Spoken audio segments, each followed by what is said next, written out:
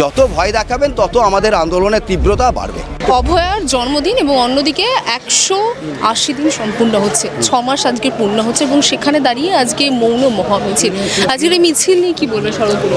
মিছিল তো আমাদের প্রতিবাদের একটা অঙ্গ, ফলে আমরা মারপিট করতে পারি না। এবং এটাও ঠিক, বিচার নিয়ে আসার জন্য নৈরাজ্য তৈরি হোক গোটা রাজ্যে, সেটাও তো আমাদের আকাঙ্ক্ষা নয়।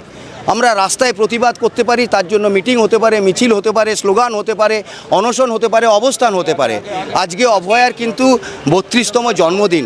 সেই জন্মদিনেও 6 মাস কেটে যাওয়ার পরেও সত্যি কথা বলতে যারা এই প্রত্যক্ষ বা পরোক্ষভাবে এই নৃশংস হত্যাকাণ্ডের সঙ্গে জড়িত, তারা সবাই বিচারের আওতায় এসছে এবং তাদের শাস্তি সুনিশ্চিত হয়েছে, এরকমটা নয়। ফলে আমরা তো বাধ্য হয়েছি একটা ছুটির দিনে এবং তার জন্মদিনে আজকে রাস্তায় থাকতে, এই মিছিলে সামিল হতে আমরা বাধ্য হয়েছি। বাধ্য শুধু নয়, আমরা তাদেরকে, অভয়ার মা বাবাকেও কিন্তু আমাদের কথা দেয়া এবং এই শপথ আমরা আজকের দিনে করতে চাই অভয়ার কাছেও, যে এই নৃশংস হত্যাকাণ্ডের সঙ্গে যারা জড়িত ছিল তাদের সবাইকে বিচারের আওতায় না নিয়ে আসা পর্যন্ত এবং তাদের শাস্তি সুনিশ্চিত না হওয়া পর্যন্ত আমরা কিন্তু রাস্তাতেই থাকবো, এভাবেই থাকবো। হতে পারে সেটা মিছিল, হতে পারে সেটা মিটিং, হতে পারে সেটা স্লোগান, কিন্তু আমরা কিন্তু রাস্তায় থাকবো। শুধু 6 মাস নয়, দরকার হলে 6 বছর, দরকার হলে তার থেকেও বেশি আমরা রাস্তাতে থাকবো। 9ই আগস্টের পর থেকেই আপনারা রাস্তায় রয়েছেন এবং সেখানে আমরা স্লোগানের ঝড় দেখেছি, একের পর এক স্লোগান এসছে। এখনও পর্যন্ত আজকে 6 মাস যেখানে সময় অতিক্রান্ত হয়েছে, এখনও আপনারা বিচার পাননি। আজকে নিরাপত্তার মাধ্যমে কি সেই বার্তা বা যে বিচারের দাবি তুলে ধরছেন, সেটা কি জবাব পাবেন?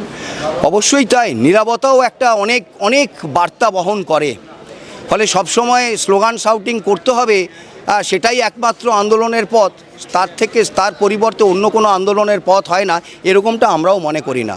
আজকে দুটো কারণ, নীরবতার মধ্যে দিয়ে, এই মৌন মিছিলের মধ্যে দিয়ে আমরা রাস্তায় আছি এবং ন্যায় বিচার চাইছি, তারও যেমন বার্তা দিতে চাই, তেমনই কিন্তু আমরা চাই যে রাজ্যবাসী যারা আছে, আমাদের ছোট ছোট ছেলেমেয়েরা, তারা জীবনের প্রথম বড় পরীক্ষা দেবে।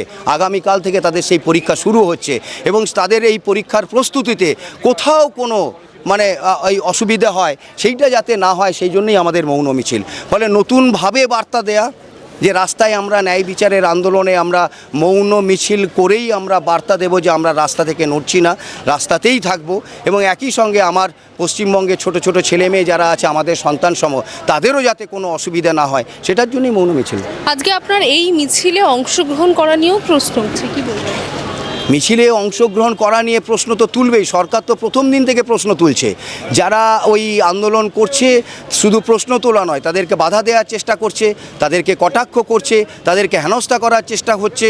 ফলে সব মিলিয়ে তো প্রশাসন প্রথম দিন থেকে আমরা যেটা বলেছিলাম যে এটা একটা প্রাতিষ্ঠানিক হত্যা এবং প্রশাসন হচ্ছে ওই যারা অপরাধী তাদের পক্ষেই দাঁড়ানোর চেষ্টা করে যাচ্ছে। ফলে সেই চেষ্টা তারা এখনও বজায় রেখেছে। ফলে তাদেরকে আমরা বলবো, এত কিছু করার দরকার নেই। আপনারা যদি বিচারটা করতেন, অপরাধীদের শাস্তি দেওয়ার জন্য একটু উদ্যোগী হতেন, তাহলে বোধহয় ভালো হতো। গতকাল 7 জন চিকিৎসককে তলব করা হয়েছে। রাজ্য সরকারের এই সক্রিয়তাকে কি বলবেন, অর্থাৎ বলতে গেলে অতি সক্রিয়তাকে? কোনটার বিষয় বললেন? গতকাল যে 7 জন জুনিয়র চিকিৎসককে তলব করা হয়েছে সেই বিষয়ে।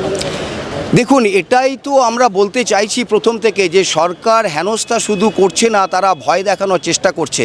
যারা আন্দোলনে করেছিল, যারা আন্দোলনের মুখ, যারা হচ্ছে এইভাবে প্রথম দিন থেকে অভয়া ন্যায় বিচারের জন্য বারবার রাস্তাতে তারা নেমে এসছে, তাদেরকে বিব্রত করা, তাদেরকে হেনস্থা করা, এটাই হচ্ছে প্রশাসনের কাজ হয়েছে। ফলে তারা পরিধির বাইরে গিয়ে কাজ করছে।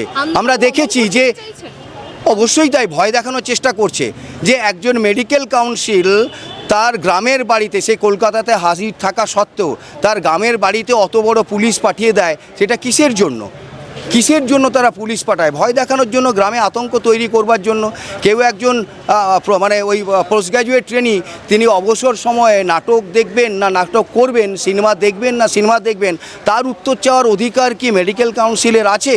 সব মিলিয়ে তো আমরা এটাই বলবো, পরিধির বাইরে গিয়ে প্রশাসন, পরিধির বাইরে গিয়ে তারা কিন্তু বারবার প্রচেষ্টা করে যাচ্ছে এইভাবে ভয় দেখিয়ে আন্দোলনগুলোকে দমন করবার জন্য। তবে সেটা তারা পারবে না, আমরা এটাই বলতে চাই। আপনারা চেষ্টা করুন, আমরা রাস্তায় আছি, যত ভয় দেখাবেন তত আমাদের আন্দোলনের তীব্রতা বাড়বে। বাংলা হান্টের আরও খবর দেখতে নজর রাখুন। বাংলা খবর মানেই বাংলা হান্ট।